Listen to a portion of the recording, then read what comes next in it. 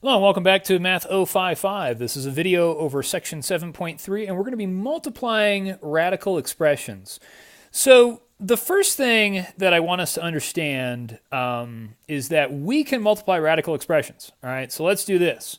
Let's just say, for example, okay, let me move up here a little bit. For example, okay, let's just say that I take the square root of 4 times the square root of 5, okay? What I can do is I can multiply those together, and I could say that this is the square root of 4 times 5, and then I can do the math underneath that, and I can call this the square root of 20, okay? So this works. Okay, and let's kind of think about why that works. Okay, when I'm taking the square root of 4, really what I'm doing is I'm taking 4 and I'm raising it to the 1/2 power. And I'm multiplying that by 5 raised to the 1/2 power. Okay, and when I have that, and I can go backwards from my rule that I have. Okay, that where if I have something raised to a power, the same power, then I can multiply what's on the inside, 4 times 5, and raise it to the 1/2 power, and that gives me 20 to the 1/2 power. Okay, so from those rules that we learned, in the other, in the previous video, this will work here. Okay, and what I can do is also go the other way. Okay, I can start at the square root of 20, and I can rewrite that as the square root of 4 times the square root of 5. Okay, so I can go both ways. All right, so I just wanted to make sure you guys saw that we could do that. And what we're going to do is use this concept here to answer these questions, to simplify our radicals, okay? So what I want to do is take a look at the square root of 28. I want to write this in simplest form. Now, it's important that we know what our perfect squares are, the numbers that we can take the square root of. Because I'm going to turn the square root of 98 into something with smaller numbers. Now remember that the numbers, we want to, and you have these written down in other sections, but if I wanted to write down some perfect squares, numbers that we can take the square root of, that'd be the number 4, 9, 16, 25, 36, 49, 64, 81, 100, 121, and so on. Those are numbers we can take the square root of, okay? We also need to know some of our perfect cubes, all right, which you have these written down in other sets of notes, okay? Perfect cubes, I can take the cube root of 8. I can take the cube root of 27, cube root of 64. I had to think about that one for a second. You can take the cube root of 125, okay, and so on. So these are numbers that I need to know, okay, when I'm simplifying radicals, okay, because my question is this. If I look at the square root of 98 and I want to simplify that in simplest radical form, I want to figure out, can I divide one of these perfect squares into 98? And the answer is I can divide in 49. Okay, so watch what I do here. If I take the square root of 98, I can rewrite this as the square root of 49 times the square root of 2. Now let me do this. Times 2. Okay, and I can rewrite 98 as the product of two numbers, one of them being a square root, or a perfect square. All right, so then what I want to do is I want to say, all right, well, let's go backwards. Let's say I can take the square root of 49 and then multiply it by the square root of 2. Now, the cool thing is that I can take the square root of 49. And that, friends, and you're all my friend, gives me 7. Okay, so this 7 times the square root of 2. This is in simplest radical form. Okay, now here's the crazy thing.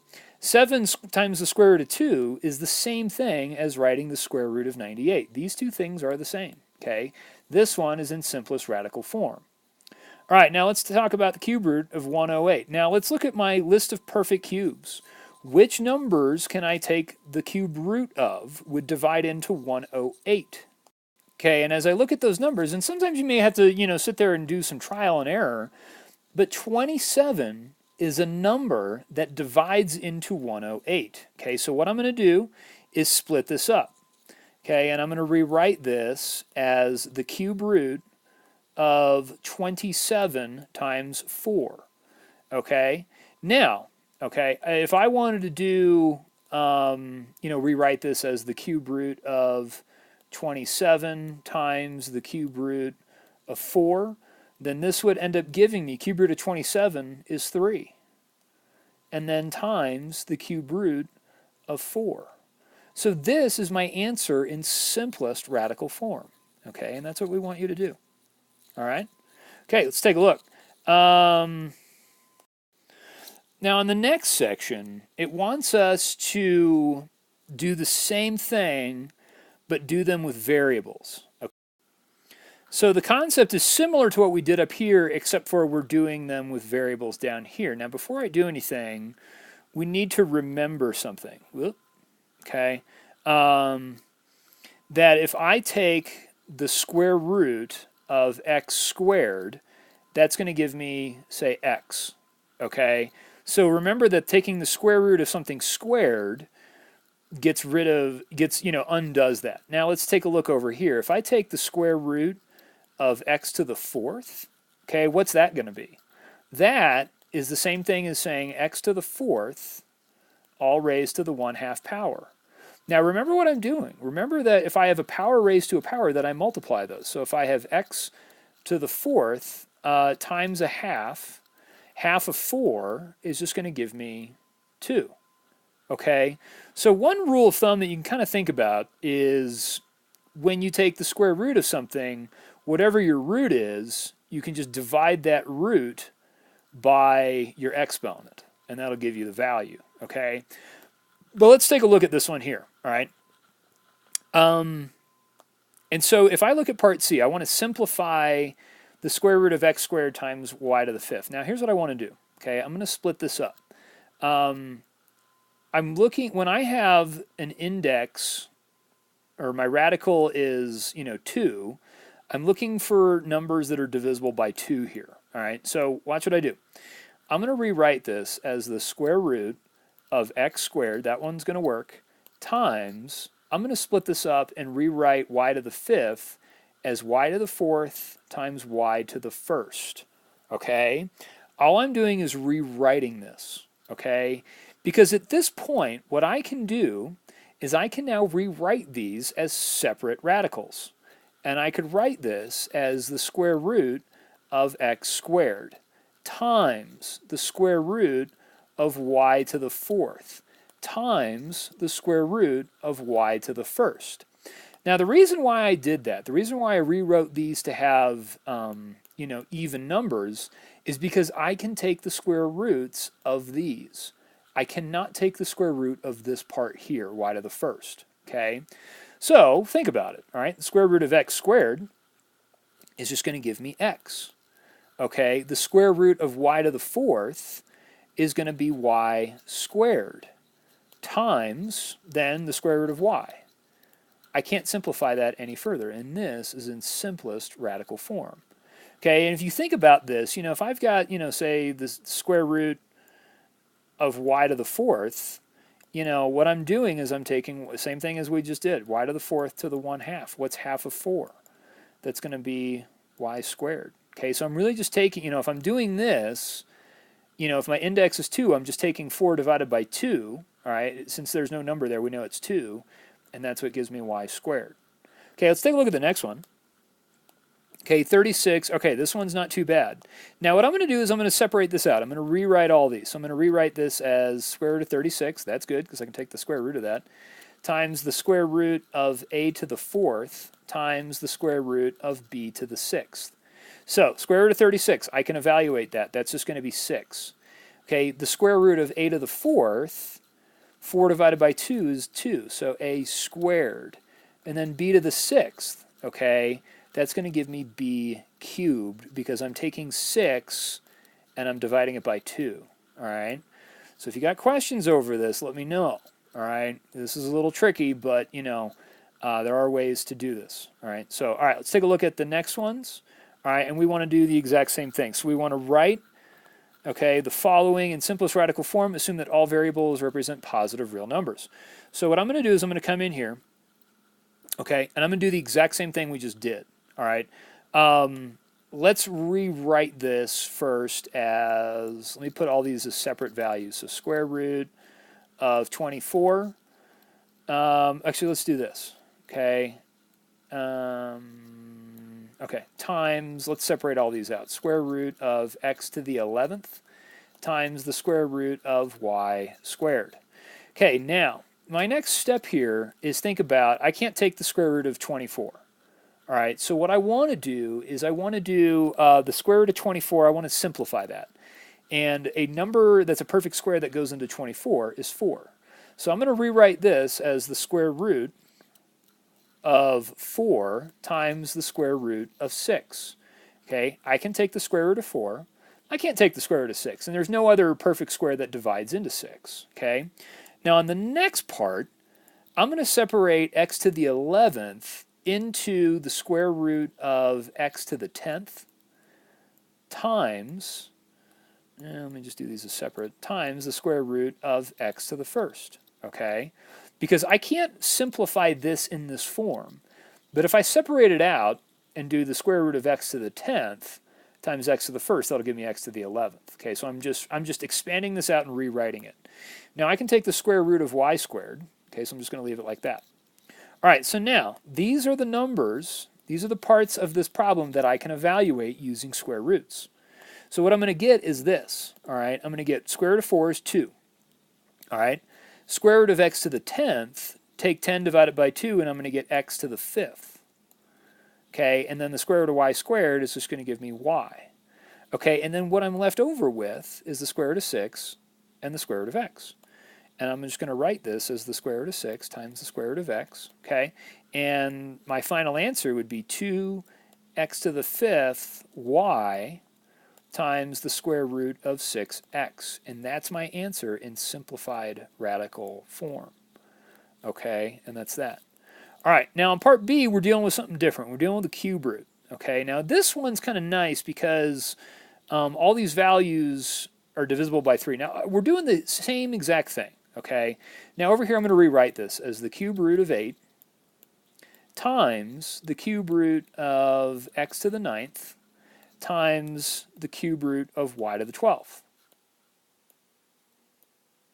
Okay, now if I take the cube root of 8, okay, what numbers multiplied by itself 3 times is going to give me 8, and that's going to give me 2. Okay, now in order to evaluate this, you know what I'm doing, just so we can clarify, because we haven't done a cube root example, I'm going to rewrite this as x to the 9th raised to the 1/3 power. Same thing over here. If I take y to the 12th and raise it to the 1/3 power. Okay, so what I'm doing is I'm really just going to multiply 9 by 1/3, which is essentially the same thing as dividing by 3. Okay, so I've got 2 times x to the, if I do 9 over 1 times 1 over 3 and 12 over 1 times 1 over 3, that's going to give me x to the 9/3 power times y to the 12/3 power. Now I can simplify this, all right, and I can write this as 2x cubed y to the 4th, and that's it. Okay, and all I'm doing there is doing 9 divided by 3 and 12 divided by 3. Okay, so what you guys want to think about is, you know, whatever your index is, which is your, you know, your cube root, whatever, or square root or 4th root, if you're simplifying these with, you know, variables, you take your exponent and you divide it by that number. Now 9 and 12 are both divisible by 3. That's why I didn't have to rewrite them. Okay, and so that may pop up here in a bit, but that's the idea. Okay, let's look at part C. Now part C, we're taking the cube root of all these numbers. Okay, so it's not going to be nice and neat. All right, this one's going to be a little bit long. All right, well, let's rewrite everything first. Okay, let's write it as, you know, the cube root of 24 times the cube root of x to the 5th times the cube root of y to the 7th times the cube root of z to the ninth. Okay, now a perfect cube that goes into 24 is the number 8. Okay, so I want to split all these up. So I'm going to do the cube root of 8 times 3. Okay, that's the first one. If I do x cubed and the cube root of x to the 5th, okay, you know, what I want to do is rewrite x to the 5th as the product of two numbers. So I'm going to do the cube root of, say, I'm going to do x cubed times x squared. I'm going backwards. I'm rewriting this. Because here, I can take the cube root of x cubed, but I can't take the cube root of x squared. All right, now over here on this one, for the value for y, I'm going to do the cube root of y to the 6th times y to the 1st. Okay, and I'm just looking for numbers that I can separate this out to that are divisible by 3, because 3 is my index. Now, because 9 is divisible by 3, I don't need to do anything. Okay, so I'm just going to rewrite this as the cube root of z to the 9th. Okay, so here's what I got. Let's rewrite all of this. Okay, I've got the cube root of 8 times the cube root of 3 times the cube root of x cubed times the cube root of x squared times the cube root of y to the 6th times the cube root of y times the cube root of z to the 9th. Okay, now these values here that I'm labeling in red are the ones that we can take the cube root of. All right, so that's the idea. All right, so I'm going to come in here. Cube root of 8 is 2. Okay, cube root of x cubed, 3 divided by 3 is just going to give me x. Okay, if I take the cube root of y to the 6th, 6 divided by 3 is 2. So this is y squared. Okay, and then the cube root of z to the 9th is just z cubed. Okay, 9 divided by 3 is 3. Okay, now I write down then what we have left over. Okay, and these are the ones that I can't take the cube root of. So I leave it as the cube root of 3 times the cube root of, what do we got, x squared times the cube root of y. Now that I've got the values all, you know, all these cube roots, I can write this all under one cube root. All right, and so I've just got 2xy squared z cubed times the cube root of 3x squared y. And that, my friends, and you're all my friend, is this in simplified radical form. Okay? All right, so now, you know, that's that. All right, that's just simplifying these radicals. Now, what I want to do is take a look at these last three, and what we're going to do is we're going to multiply them first and then get something, you know, usable, and then we'll be able to, you know, simplify these down. Okay, so here's what I got. Let's take a look at the first one. Square root of 6 times the square root of 33. Let's multiply them together first. So this is going to give me the square root of 6 times 33, which is going to give me the square root of 198 when I multiply those two numbers together. Okay, now I'm being asked to simplify the square root of 198. Now what I want to do is figure out a perfect square that goes into 198. All right. Okay, so it may take you a bit of time to figure that out, but what I figured out was I can split up 198 into the product of two numbers, which are the numbers 9 and 22. Okay, now what I'm going to do here is I'm going to split this up again and take the square root of 9 times the square root of 22, and the square root of 9 is a value of 3 times the square root of 22. There's no other numbers or perfect squares that go into 22. So we're good. Okay, that's part A. Okay, let's take a look at part B.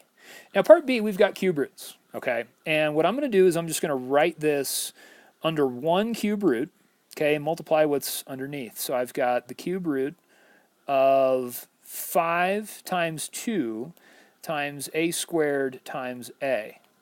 Okay, so what I'm going to do is I'm going to take the cube root of 10 times a cubed. Now, I can't take the cube root of 10, and the only cube root that's less than 10 would be 8. I can't split this up into any other perfect cubes, so I'm just going to leave it as is. All right, so now what I'm going to do is I'm going to rewrite this as the cube root of 10 times the cube root of a cubed. Now I can evaluate the cube root of a cubed. That is just a. So this becomes a times the cube root of 10. Okay? So guys, what you want to understand about these is that, when we write this, okay, this value, when I take square root of 6 times the square root of 33, that's the same thing as writing 3 times the square root of 22.